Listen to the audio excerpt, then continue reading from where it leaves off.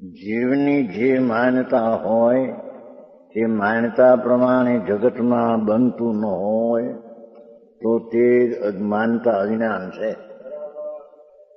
એક સિદ્ધાંત પેલો સિદ્ધ કર્યો કે જીવની જે માન્યતા હોય તે માન્યતા પ્રમાણે જગતમાં બનતું ન હોય તો તે માનતા અજ્ઞાન છે. એ સિદ્ધાંત સિદ્ધ કર્યો. એ રીતે લાગુ પાડ્યું. પોતાથી સ્વયંથી જીવને મારી શકાતું નથી.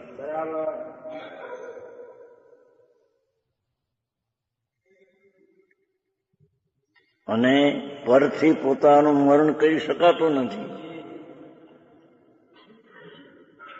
છતાં પ્રાણી વ્રથા એવું માને, જૂઠું માને કે તે અજ્ઞાન છે. પરને હું મારી શકું છું અને પરથી હું મરી જાઉં છું, એ માનતા અજ્ઞાન છે.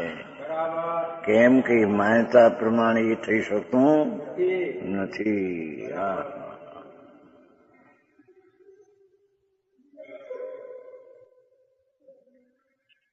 આ કથન નિશ્ચય નયની પ્રધાનતાથી છે.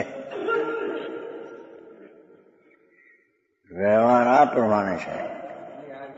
પરસ્પર નિમિત્તિક ભાવથી પર્યાયના ઉત્પાદવય થાય તેને જન્મ મરણ કહેવામાં આવે છે.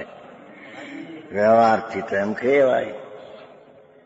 ત્યાં જેના નિમિત્તથી મરણ થાય તેના વિશે એમ કહેવામાં આવે આને માર્યો, એ વ્યવહાર છે. નિમિત્ત કોણ તો એનું જ્ઞાન કરાવવા એ વ્યવહાર કથન છે.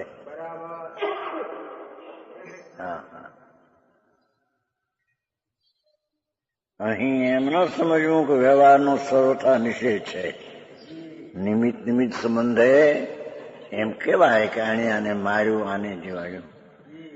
નિશ્ચયથી છે નહીં, પણ વ્યવહાર રીતે છે. જેઓ નિશ્ચયને નથી જાણતા તેમનું અજ્ઞાન મટાડવા અહીં કથન કર્યું છે.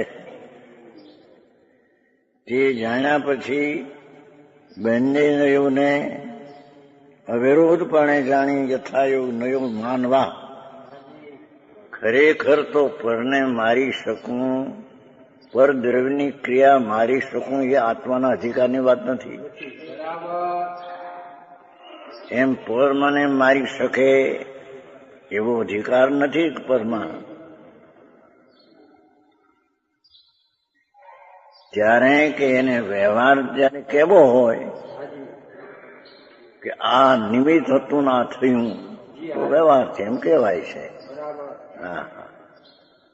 સમજાણું કાંઈ